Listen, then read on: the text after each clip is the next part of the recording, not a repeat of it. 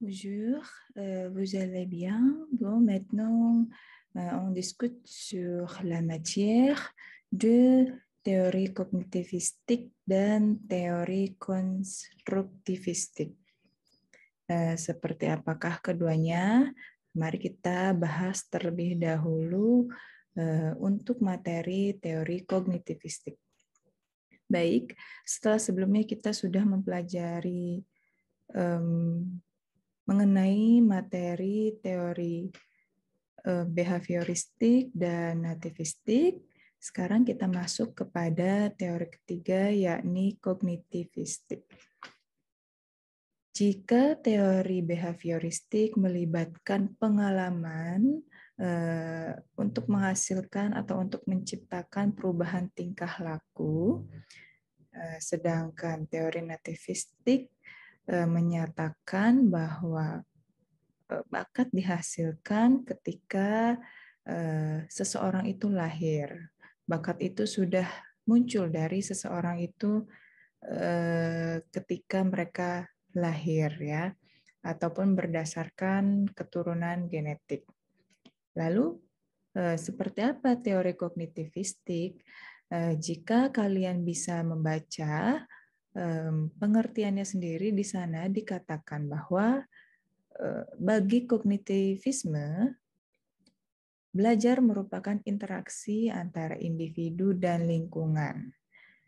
Dan juga pada pernyataan yang ada di atasnya, kognitivisme mengakui pentingnya faktor individu dalam belajar tanpa meremehkan faktor eksternal atau lingkungan. Jadi kalau boleh kita tarik benang merahnya, kognitivistik ini bisa jadi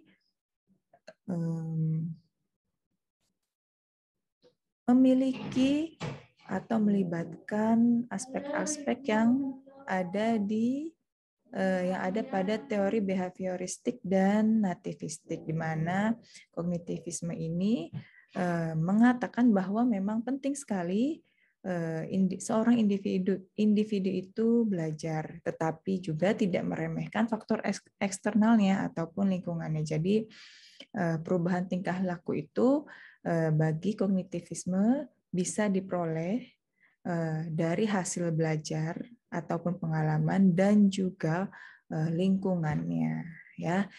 Jadi kognitivistik ini merangkul baik teori behavioristik maupun teori nativistik.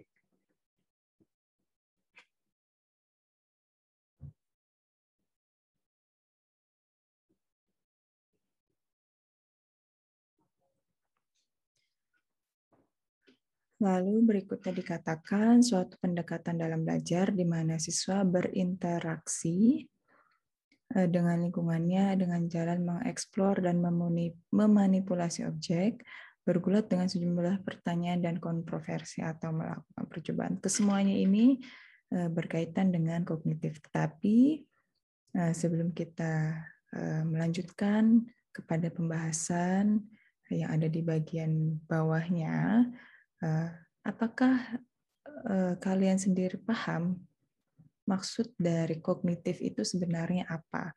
Kalau mungkin kalian pernah mendengar sebelumnya bahwa memang ketika proses belajar mengajar atau kegiatan belajar mengajar itu terjadi, pasti melibatkan 3 ranah, ya. 3 ranah taksonomi Bloom, yakni terdiri dari kognitif, afektif, dan psikomotor. Nah, itu seharusnya sebagai calon pengajar, kalian sudah pernah mendengar ketiga ranah taksonomi Bloom tersebut. Kalau bisa kita lihat, dan kalau kalian bisa cari dari beberapa referensi yang ada, apakah itu kognitif, afektif, dan psikomotor?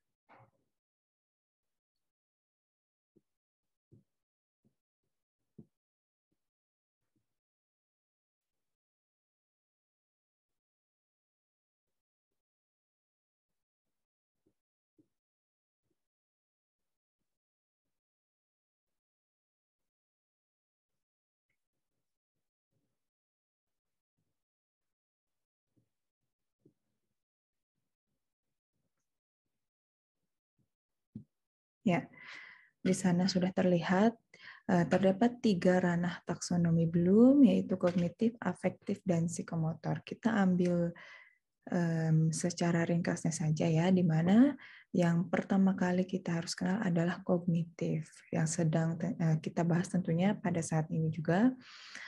Kognitif meliputi kemampuan menyatakan kembali konsep atau prinsip yang telah dipelajari yang berkenaan dengan kemampuan berpikir, kompetensi memperoleh pengetahuan, pengenalan, pemahaman, konseptualisasi, penentuan, dan penalaran. Berarti kalau kita simpulkan, kognitif ini berkaitan dengan daya ingat kita, daya ingat seorang pelajar, di mana pelajar tersebut telah menerima penjelasan dengan baik materi yang telah dipelajarinya. Jadi ini melibatkan dengan daya ingat ya. Kita lihat lagi untuk ranah yang kedua, yakni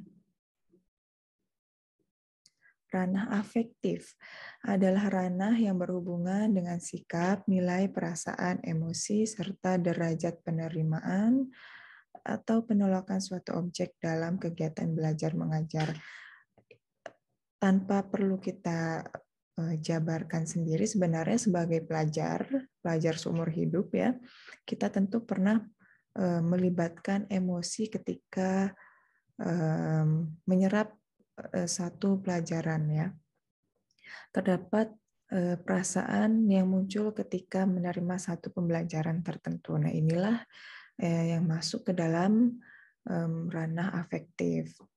Apakah kita merasakan sulit terhadap materi tersebut, ataukah kita merasakan excited atau bersemangat sekali untuk menjawab tugas-tugas pertanyaan yang diberikan oleh pengajar sesaat setelah materinya diajarkan. Nah, ini masuk ke dalam ranah afektif. Atau juga selain berhubungan dengan latihan, bisa juga terjadi ketika terdapat satu tema yang harus kita kerjakan. Nah, di sana kita akan mencurahkan segala isi hati, pemahaman, dan kesemuanya yang telah kita pelajari ke dalam satu materi atau satu tema yang dijadikan sebagai tugas. Nah, ini yang termasuk ke dalam ranah afektif ya. Lalu yang berikutnya, yang ketiga adalah ranah psikomotor, meliputi kompetensi melakukan pekerjaan dengan melibatkan anggota badan, serta kompetensi yang berkaitan dengan gerak fisik atau motorik ya. Ada kata motorik yang juga terdapat pada psikomotor, yang tentunya terdiri dari gerakan refleks, keterampilan gerakan dasar, kemampuan perseptual, ketepatan, keterampilan kompleks, serta ekspresif dan interperatif. Nah, ini tentunya sangat berkaitan dengan kegiatan praktek ya, terlebih lagi kalau dikaitkan dengan pembelajaran bahasa pada mata kuliah CO misalkan comprehension oral, di mana selain kita mendengarkan audio, terkadang juga terdapat tugas yang diberikan berupa membuat dialog dan mempraktikkan dialog tersebut bersama teman sebangku atau teman sekelas. Nah, itu termasuk ke dalam ranah psikomotor, di mana kita melakukan sebuah pekerjaan dengan melibatkan anggota badan yang tentunya disesuaikan dengan kompetensi yang akan diraih dalam mata kuliah tersebut. Nah, jadi itulah yang dimaksud dengan ranah taksonomi Bloom, khususnya ranah kognitif yang sedang kita bahas pada pertemuan kali ini. Mari kita kembali lagi ke tampilan sebelumnya. Ya. Lalu untuk teori kognitivistik ini terdapat sejumlah atau beberapa nama penting yang diasosiasikan dengan kognitivisme, di antaranya, atau bisa dilihat di sana ya, sudah ada 5 nama penting yang dikaitkan dengan teori kognitivistik. Yang pertama ialah teori belajar bermakna yang berasal dari Ausubel, di mana Ausubel berpendapat bahwa guru harus dapat mengembangkan potensi kognitif siswa melalui proses belajar yang bermakna. Sudah tentu ya, ketika proses belajar yang terjadi itu sudah pasti akan bermakna. Karena kalau tidak bermakna tidak akan menghasilkan atau tidak akan terjadi pemahaman yang diraih oleh peserta didik. Agar proses belajar sendiri dapat bermakna, tentunya pengajar harus dapat menyajikan materi pelajaran yang dapat dihubungkan dengan konsep yang relevan yang sudah ada dalam struktur kognisi siswa. Maksudnya, jadi materi pelajaran yang disajikan itu haruslah dapat memicu siswa atau memacu siswa agar dapat terjadi proses berpikir, ya, sehingga berlangsunglah di sana proses belajar yang bermakna. Siswa dapat menarik makna, siswa dapat memahami atas materi pelajaran yang diberikan. Lalu yang kedua, ada model pemrosesan informasi yang berasal dari Robert Kane.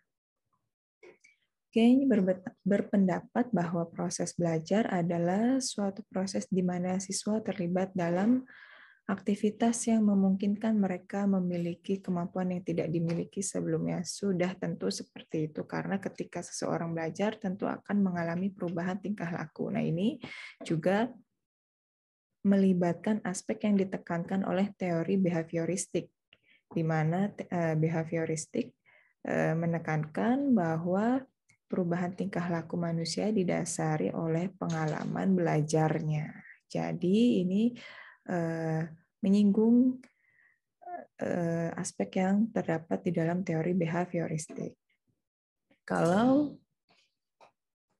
siswa tidak memiliki kemampuan yang baru setelah belajar, maka bisa dikatakan tidak terjadi proses belajar, ya, karena proses belajar terjadi kalau siswa memiliki kemampuan yang tidak dimiliki sebelumnya. Misalkan untuk pembelajaran bahasa Prancis. Contoh mudahnya, sebelum mengenal bahasa Prancis dan setelah mengenal bahasa Prancis, siswa akan dapat membedakan atau siswa akan dapat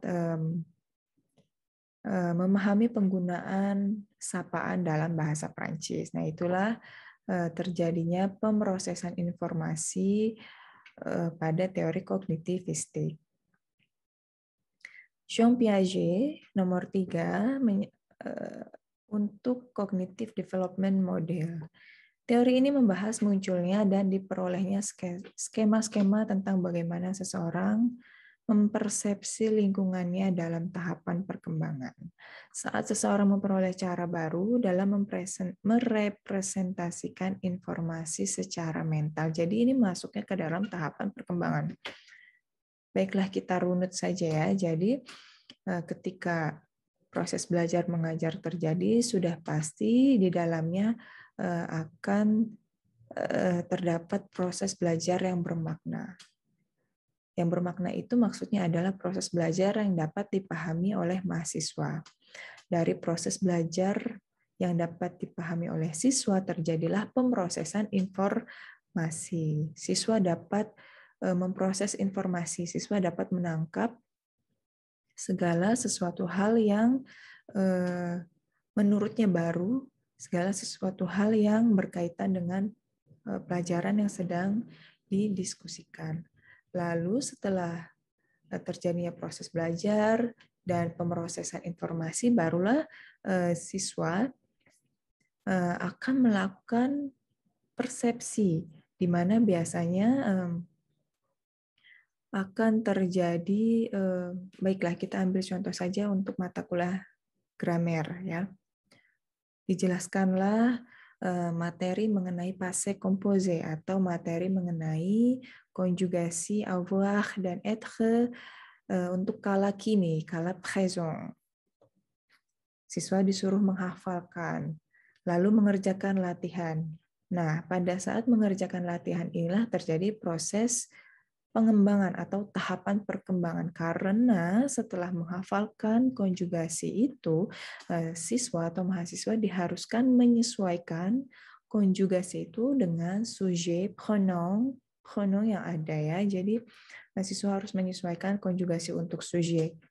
Je, tu, il, elle, nous, vous, dan il, elle jamak. Inilah yang dinamakan atau inilah yang masuk ke dalam tahapan perkembangan.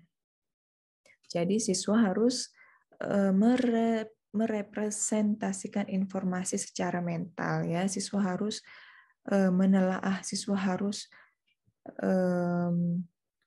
mengembangkan daya pikirnya supaya dapat memperoleh jawaban yang benar.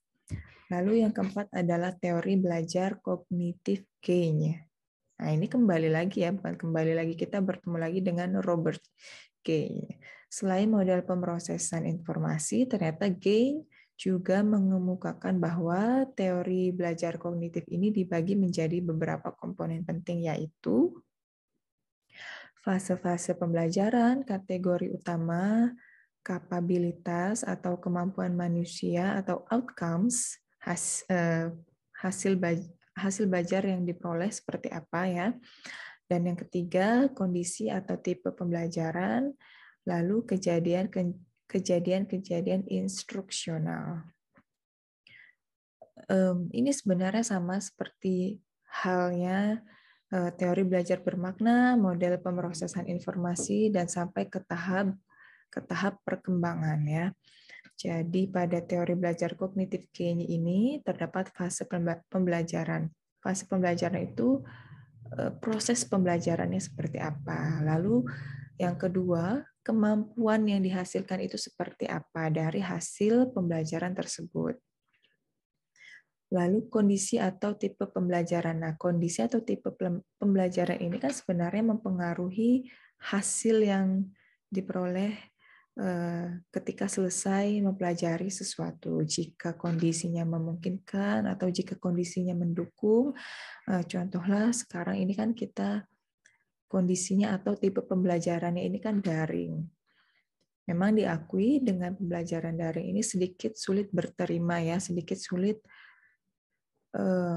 untuk dilakukan dan untuk dipahami lebih baik oleh siswa karena kita tidak bertatap muka. Nah, ini yang sedang kita lakukan sekarang, kondisi seperti ini mempengaruhi hasil pembelajaran yang akan terjadi. Apakah dapat lebih mudah dipahami atau tidak, dan seperti apa outcomes-nya, hasilnya. Nah, kondisi seperti ini akan turut mempengaruhi.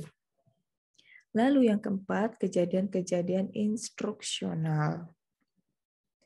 Kalau kita telah instruksional itu maksudnya bersifat perintah ya.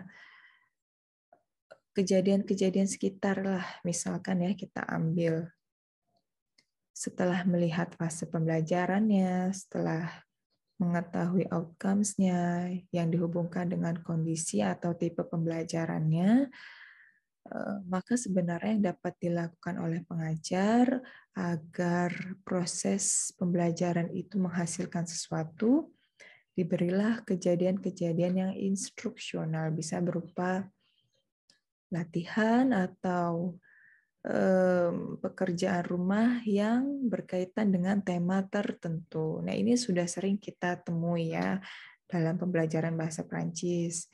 Misalkan seperti tadi membuat dialog dengan tema se présenter atau comment saluer atau présenter quelqu'un. Nah, ini masuk ke dalam kejadian-kejadian yang instruksional yang terdapat dalam teori belajar kognitif gain. Lalu yang terakhir ada teori belajar kognitif Vygotsky. Sebenarnya beliau ini mungkin sepertinya beliau ini adalah orang Rusia ya, karena khas sekali namanya. Vygotsky membedakan secara fundamental antara kegiatan berbasis stimulus respons. Kalau kalian ingat, stimulus respons ini kan berkaitan dengan teori behavioristik ya, di mana akan ada penguatan atau reinforcement positive reinforcement dan negative reinforcement. Kita kembali lagi. Membedakan secara fundamental antara kegiatan berbasis stimulus respons, alat, dan bahasa. Ia juga berpendapat bahwa ada perbedaan antara konsep dan bahasa ketika seseorang masih belia, tetapi sejalan dengan perjalanan waktu, keduanya akan menyatu. Bahasa mengekspresikan konsep dan konsep digunakan dalam bahasa ya. Jadi yang ditekankan oleh Vygotsky ini adalah mengenai perbedaan antara konsep dan bahasa yang tentunya dihubungkan dengan kegiatan berbasis stimulus respons. Kalau kita ingat kembali contoh yang terjadi pada teori behavioristik ya, seorang bayi tidak akan mungkin bisa berbicara bahasa kalau tidak diberikan stimulus oleh orang tuanya. Walaupun mungkin stimulus itu tidak tampak, tetapi stimulus itu terjadi karena adanya kebiasaan ya. Bayi akan terus memperhatikan bagaimana orang tuanya itu berujar, sehingga dari sanalah bayi akan mengenal kata-kata dalam bahasa yang dimiliki oleh ibunya. Makanya dikatakanlah atau disebutkan sebagai bahasa ibu. Nah, dihubungkan dengan teori belajar kognitif Vygotsky, sulit sekali ini melafalkannya ya.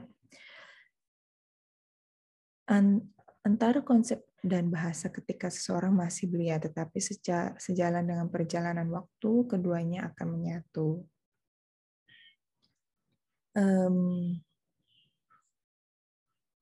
Menurut Vygotsky, konsep dan bahasa ini berbeda. Konsep itu ialah makna yang diperoleh dari membaca sesuatu atau dari mempelajari sesuatu, sedangkan bahasa digunakan untuk berkomunikasi. Konsep dan bahasa itu berbeda ketika seseorang masih belia, tentu saja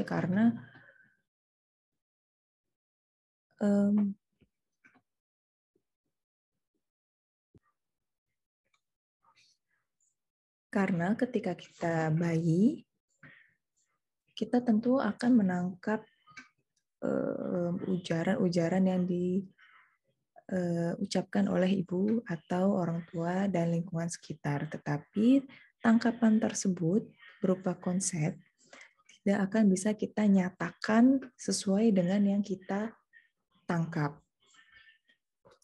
Contohlah kalau dalam bahasa Prancis, ketika kita baru mengenal bahasa Prancis, tentunya ketika kita mempelajarinya, kita menangkap atau kita mengkonsep sesuatu. Seperti bahasa Prancis, satu kata ini ternyata seperti ini. Kalimat ini ternyata maksudnya seperti ini. Tetapi ketika kita mempraktekannya dalam bahasa Prancis, itu akan berbunyi lain ya, tidak sesuai dengan apa yang kita tangkap. Atau bisa juga disebut dengan stuck ya, karena kita sendiri bukanlah pembicara bahasa asing. Maka dari itulah di sana dikatakan bahwa konsep dan bahasa itu akan berbeda ketika seseorang masih belia, karena konsep yang ditangkap tidak akan bisa disampaikan kembali sesuai dengan konsep awalnya, sesuai dengan pemahaman yang kita terima. Jadi semuanya itu tidak sejalan, tetapi dengan beriringnya waktu, dengan beriringnya pertumbuhan kita, bersekolah, mempelajari sesuatu, membaca sesuatu, konsep dan bahasa itu akan menyatu. Jadi ketika kita menangkap konsep, maka kita juga akan langsung dapat membahasakannya, mengkomunikasikannya, menyampaikannya seiring perjalanan waktu. Maka dikatakan juga oleh Vygotsky bahwa bahasa ini mengekspresikan konsep dan konsep digunakan dalam bahasa. Sudah tentu karena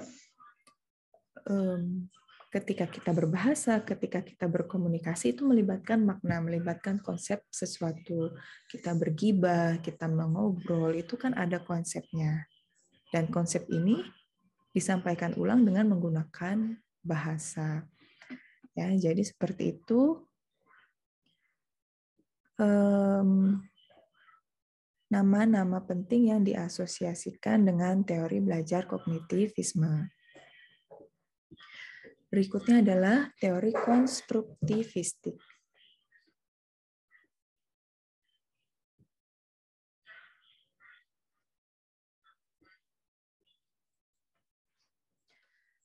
Nah, setelah behavioristik, nativistik, kognitif, konstruktivistik ini merupakan pengembangan ya dari ketiga teori sebelumnya. Jadi proses belajar pada teori konstruktivistik ini lebih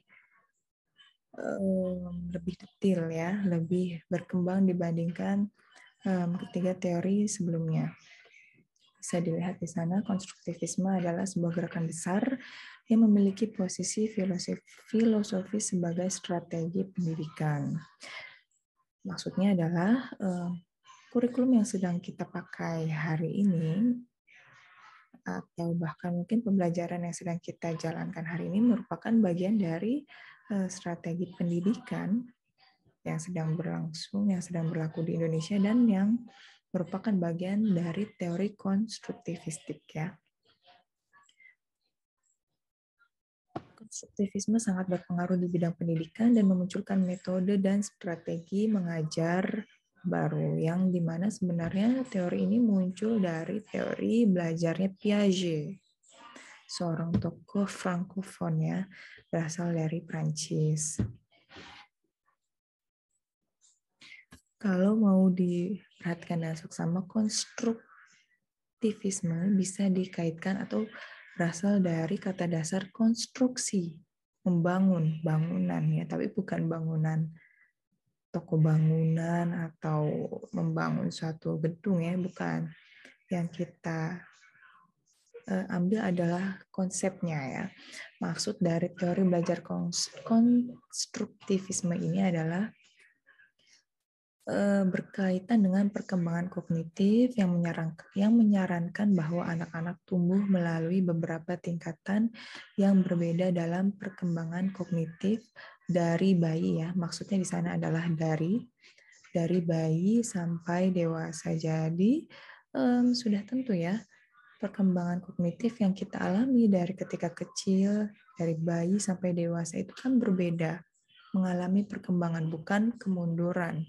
Nah, ini masuk ke dalam teori penelitian Piaget mengenai konstruktivisme, perkembangannya. Jadi terdapat pembangunan yang terjadi ya. Maksudnya pembangunan itu alurnya ini maju dari ketika kita bayi sampai dewasa sekarang ini.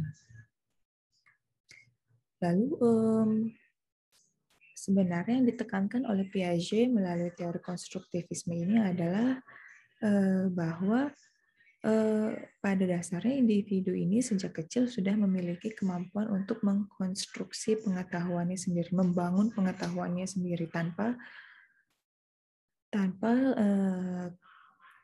kita harus pergi ke sekolah, tanpa kita harus pergi ke lembaga khusus. Jadi di lingkungan sekitar atau ketika kita berkegiatan itu kita sudah melakukan proses atau sudah terjadi proses konstruksi pengetahuan kita sendiri.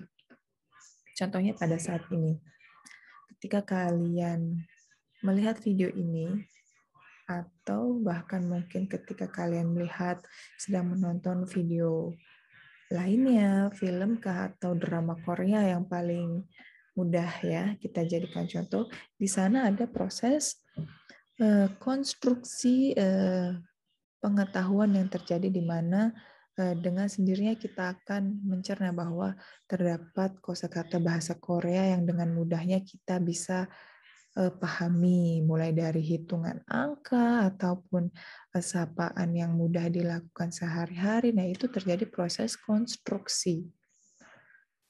membangun pengetahuan sendiri bahkan tanpa harus diajarkan oleh seseorang yang berperan sebagai guru. Nah, ya, itulah yang dimaksud dengan konstruksi pengetahuannya sendiri. Tetapi proses konstruksi pengetahuan itu tidak akan berlangsung lama atau tidak akan dapat menempel dengan lama kalau tidak dibarengi dengan praktek, ya. Nah, dalam teori konstruktivisme itu sendiri, untuk mempertahankan konsep, untuk mempertahankan pengetahuan yang diperoleh harus melalui proses asimilasi dan akomodasi. Apakah asimilasi dan akomodasi itu? Asimilasi ini adalah proses merespon lingkungan sesuai dengan struktur kognitif seseorang. Jadi ketika kita menonton sesuatu, kita memperoleh pengetahuan baru, pada dasarnya kita akan memiliki respon terhadap pelajaran yang sedang kita diskusikan atau yang sedang kita lihat melalui video, ya. Itu pasti akan ada responnya. Contoh simpelnya seperti ini. Pada saat menonton drama Korea, oh ternyata bahasa Koreanya ini itu begini, ya. Ternyata lucu sekali bahasa Koreanya satu ini seperti ini. Ternyata lucu sekali atau ternyata sulit sekali pelafalan Korea itu seperti ini. Nah, itulah respon dasar ketika kita berhasil mengkonstruksi pengetahuan kita sendiri berdasarkan dari kegiatan yang sedang kita lakukan. Ya, itu yang dinamakan dengan asimilasi, yakni sejenis pencocokan atau penyesuaian antara struktur kognitif dengan lingkungan fisik, antara mental kita, antara daya ingat kita dengan lingkungan fisik, dengan keadaan yang disesuaikan diri kita sendiri. Jadi menyebutkan atau melafalkan bahasa Korea, bahasa Prancis itu sulit sekali, ya. Nah, itu kita sadari bahwa ini tidak sesuai dengan lidah kita sebagai seorang pengguna bahasa Indonesia. Nah, ini yang dinamakan dengan asimilasi. Responnya seperti apa? Tapi hanya berupa respon saja, hanya berupa asimilasi saja, tentu hasil dari konstruksi pengetahuan itu tidak akan bertahan lama. Makanya kenapa selain asimilasi juga harus didukung dengan akomodasi. Proses kedua yaitu akomodasi menyatakan bahwa menghasilkan mekanisme untuk perkembangan intelektual berupa proses memodifikasi struktur kognitif. Jadi biasanya ketika kita sedang dalam tahap proses belajar mengajar, setelah mengkonstruksi pengetahuan itu, setelah memahami pelajaran itu, terdapat respon dasar. Setelah merespon, kita juga akan mempraktekannya atau menghubungkannya dengan keadaan kita yang sebenarnya, ya. Jadi kita hubungkan, kita praktekkan supaya pengetahuan itu menempel, berbekas, tidak hilang begitu saja. Itulah yang dinamakan dengan akomodasi, ya, memodifikasi struktur kognitif, memodifikasi daya ingat kita terhadap pelajaran tersebut. Jadi supaya bertahan lama, ya tidak hanya melulu diingat saja, tidak hanya melulu direspon saja, tidak hanya melulu sekedar mengetahui saja, melainkan harus dipraktekkan atau dialami, ya. Dengan mempraktekkan sesuatu berarti kita mengalami sesuatu. Nah, kita baca berikutnya. Setiap pengalaman yang dialami seseorang akan melibatkan asimilasi dan akomodasi. Kejadian-kejadian yang berkoresponden dengan skemata organisme membutuhkan akomodasi. Jadi, semua pengalaman melibatkan dua proses yang sama-sama penting. pengenalan atau mengetahui yang berhubungan dengan asimilasi, dan akomodasi yang menghasilkan modifikasi struktur kognitif. Ya, ini maksudnya yang tadi sudah kita diskusikan ya. Jadi asimilasi itu pengenalan atau pengetahuan yang kita peroleh. Sedangkan akomodasi adalah modifikasinya, baik berupa praktek maupun ya memang sebagian besar itu berupa praktek ya.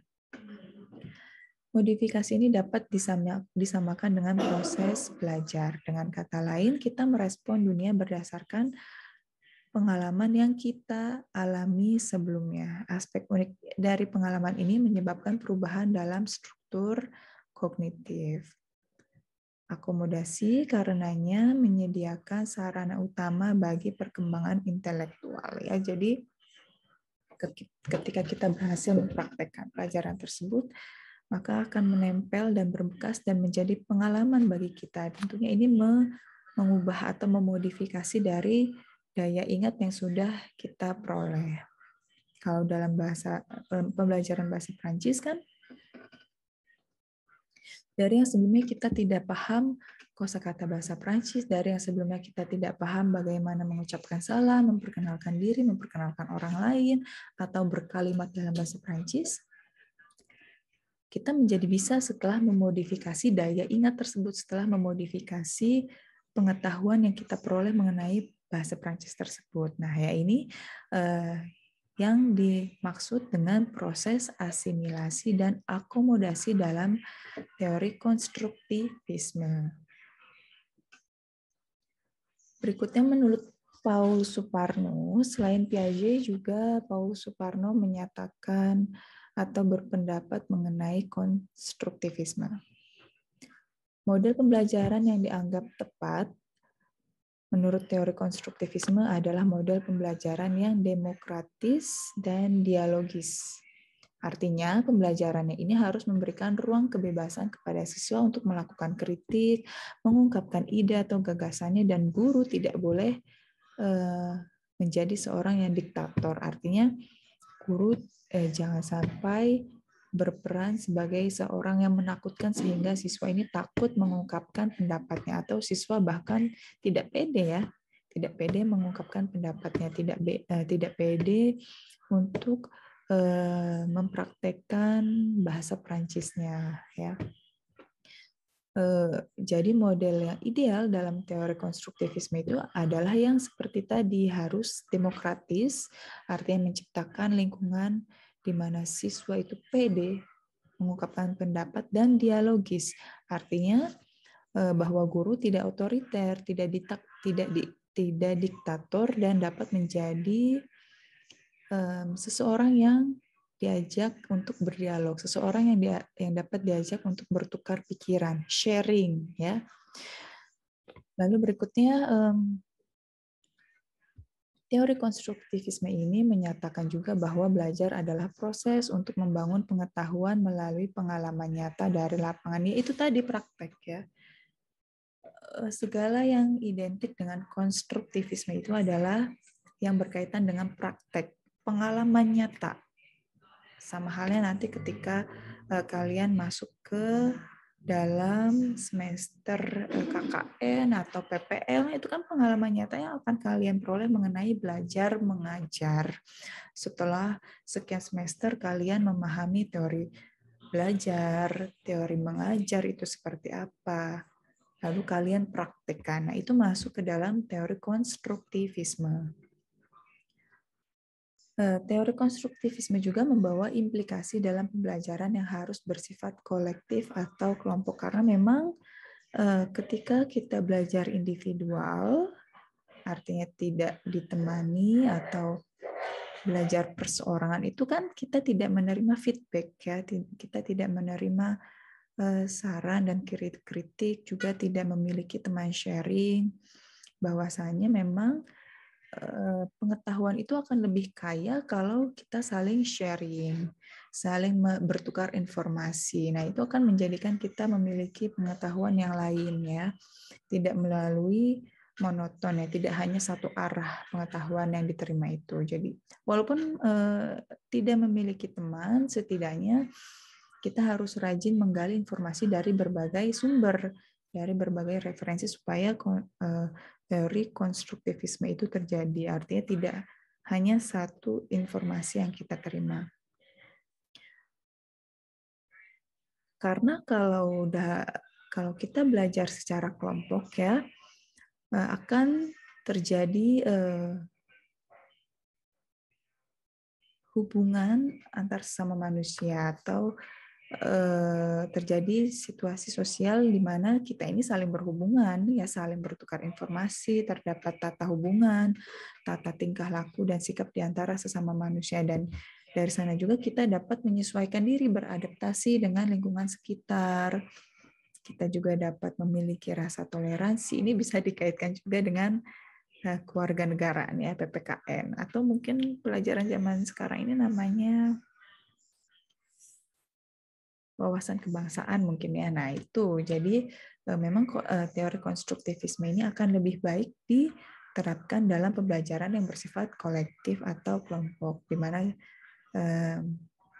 dari metode kelompok itu kita dapat mempelajari hubungan yang nyata ya, saling bertukar informasi, juga belajar berdasarkan kasus yang terjadi di antara lingkungan sosial atau case method ya.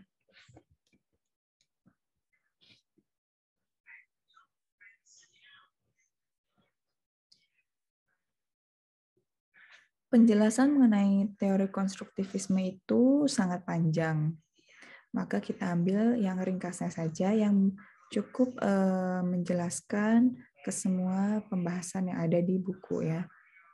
Nah, sesuai dengan yang tadi disampaikan bahwa proses pembelajaran konstruktivisme ini bersifat demokratis dan dialogis, di mana di dalamnya guru ini memiliki peran hanya sebagai fasilitator atau moderator saja. Kalau kita bayangkan seperti jalannya sebuah diskusi, jadi guru ini tidak menjadi seseorang yang menentukan jalannya diskusi, hanya sebagai moderator ya, hanya sebagai perangsang saja. Selebihnya siswalah yang menentukan jalannya diskusi akan berakhir menarikkah atau tidak ya.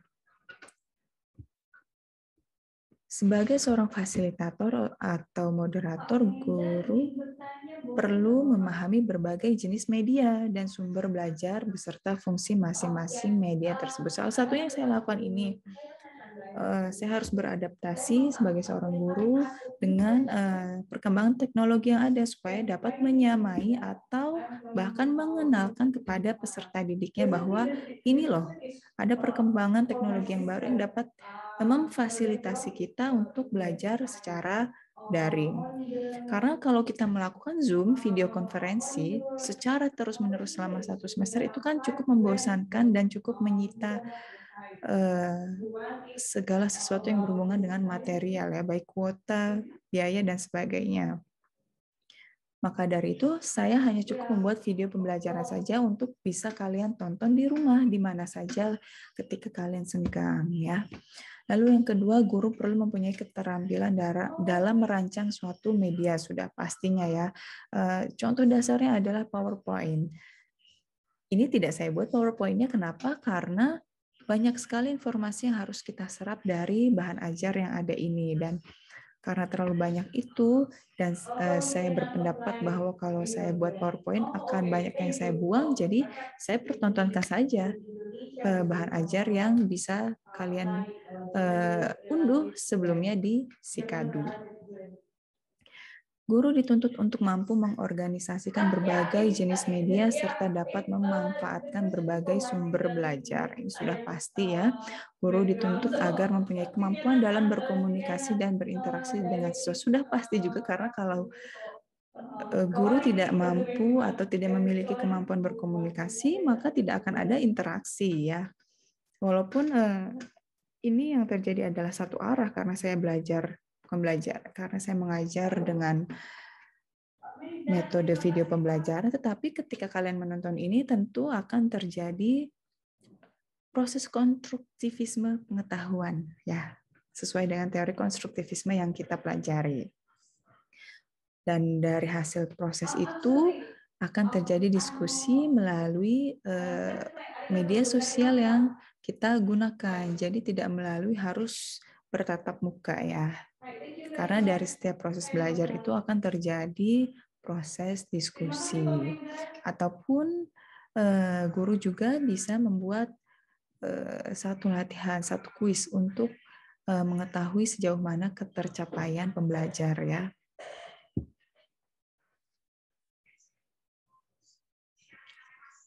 Ya, sejauh ini seperti itu untuk pembahasan mengenai teori konstruktivisme. Lalu untuk kesimpulan terakhirnya adalah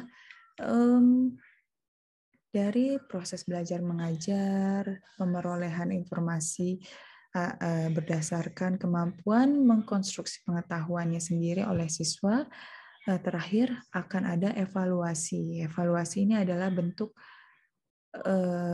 ketercapaian dari si siswa atau ketercapaian dari hasil proses pembelajaran itu.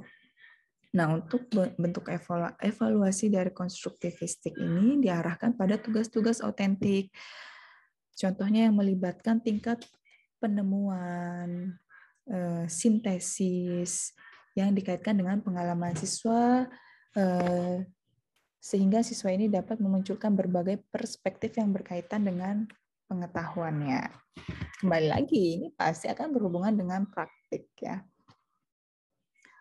Karena dengan praktik itu siswa akan berpikir dengan tingkat tinggi.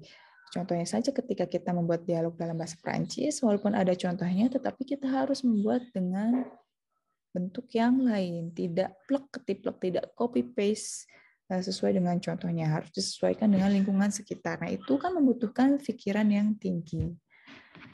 Maka ketika dialog yang dibuat itu sudah selesai, masuklah di sana evaluasinya, ketercapaiannya, apakah memang siswa ini mampu atau tidak.